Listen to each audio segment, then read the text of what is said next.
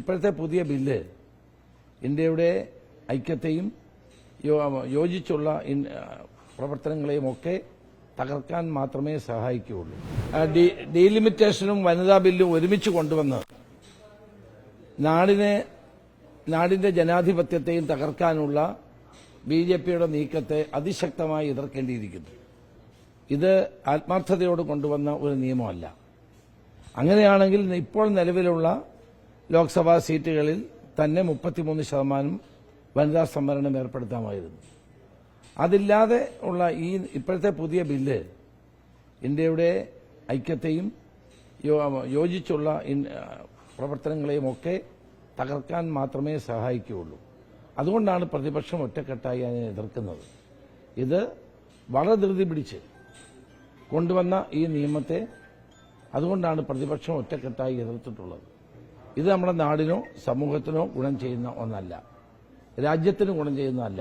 Indian ജനാധിപത്യത്തെ ദുർബലപ്പെടുത്താൻ മാത്രമേ ഈ നീക്കം കൊണ്ട് കഴിയുകയുള്ളൂ. അതുകൊണ്ടാണ് പ്രതിപക്ഷം ഒരു മനസ്സോടുകൂടി ഒറ്റക്കെട്ടായി ഇതിനെ എതിർക്കുന്നത്. തെരഞ്ഞെടുപ്പ് ലക്ഷ്യമാക്കിക്കൊണ്ട് നടത്തുന്ന ചില നീക്കങ്ങളായി മാത്രമേ നമുക്കിതിനെ കാണാൻ സാധ്യമാവുകയുള്ളൂ. അതുകൊണ്ട് ഈ ബില്ല് പിൻവലിക്കുകയാണ് പ്രതിപക്ഷം ചെയ്യേണ്ടത്. പ്രതിപക്ഷത്തിന്റെ അഭ്യർത്ഥന മാനിച്ചത് പിൻവലിക്കുകയാണ് സർക്കാർ ചെയ്യേണ്ടത് എന്നാണ് എന്റെ അഭിപ്രായം. ഞാൻ ആരെയും കാണുന്നില്ല. ഞാൻ ഇന്ന് മഹാരാഷ്ട്രയിലെ MLC തെരഞ്ഞെടുപ്പ് പ്രഖ്യാപിച്ചിട്ടുണ്ട്. അതിന്റെ ചില കാര്യങ്ങൾ അവിടുത്തെ PCC പ്രസിഡന്റും AICC എന്നോടൊപ്പം അറ്റാച്ച് ചെയ്തിട്ടുള്ള AICC സെക്രട്ടറിമാരുമായിട്ട് ചർച്ച ചെയ്യാൻ വേണ്ടിയാണ് വന്നത്. കേരളവുമായി ബന്ധപ്പെട്ട ഒരു കാര്യത്തിൽ ഇന്ന് ചർച്ചയില്ല.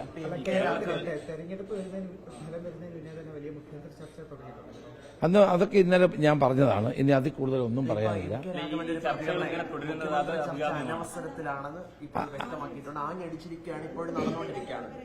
അതെല്ലാവരും പറഞ്ഞതാണ്. ഞാനും ഇന്നലെ പറഞ്ഞതാണ്. അനവസരത്തിലുള്ളതാണ്, ആവശ്യമില്ലാത്ത ചർച്ചയാണ്.